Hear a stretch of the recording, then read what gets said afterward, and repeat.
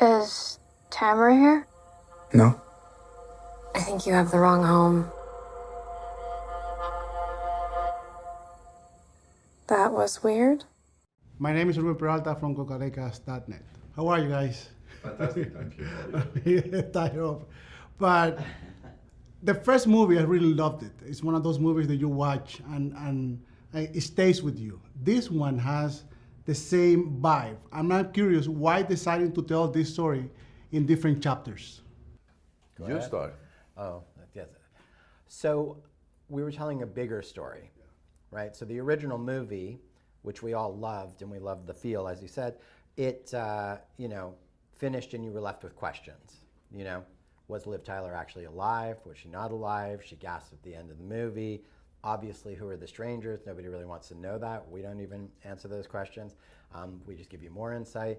But we sort of said, okay, if you start with that great setup, which scared us all so much, what happens the next day, right? And so the movie's a much broader thing, and it would have been, what, a 4.5-hour movie. Well, you sent me the script, and I opened the file on my computer, and it said 280 pages, which is three times longer than a normal script, and I realized we were doing something a little bigger than a normal movie.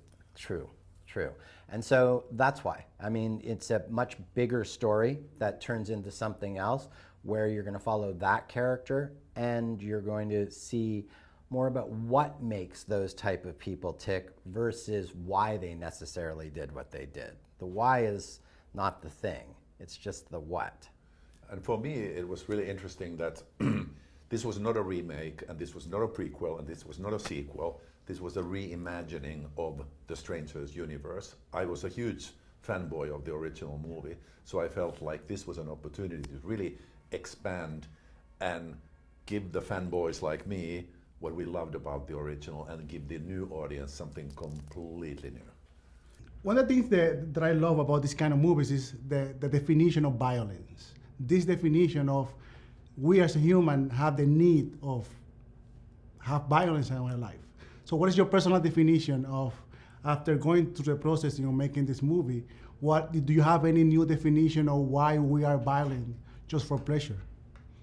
Absolutely yes, is the answer to that question. And that's sort of at the core of making the bigger movies, right? The bigger, more giant movie. What, if you were a normal person, would it take, if it was real life, to make you violent? What would drive you? What would have to happen to you?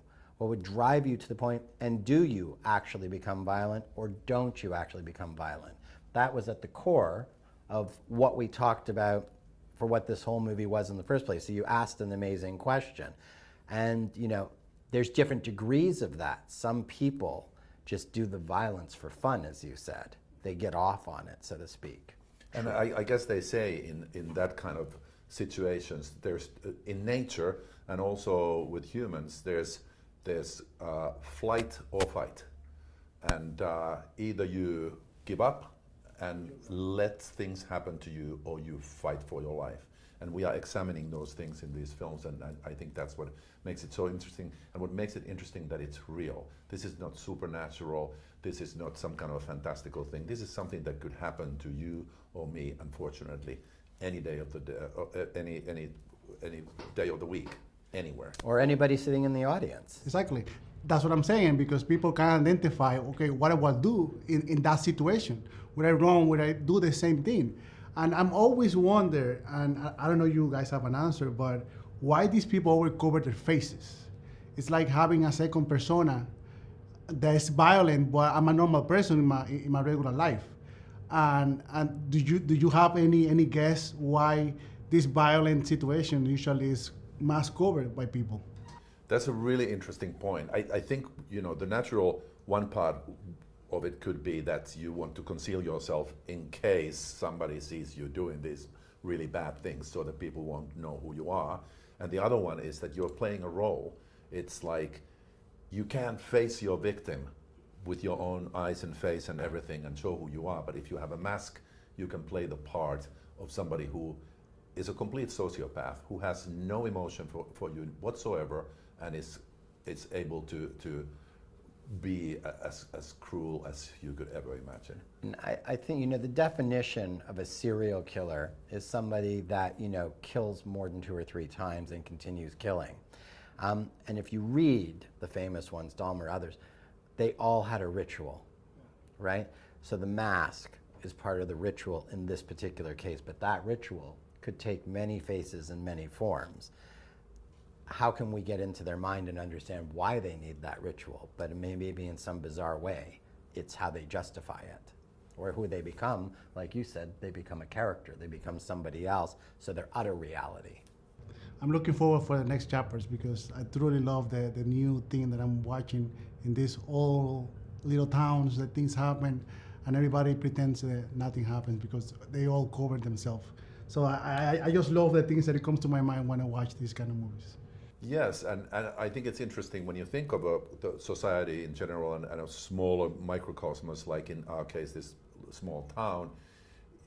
It's not like it's full of criminals or weird people. They are ordinary people, but they have a self-protecting mechanism of trying to protect their own and protect their community and not let the outside world infiltrate it and destroy it. So that can also turn a normal person in a way to a supporter of something horrific that you normally wouldn't do.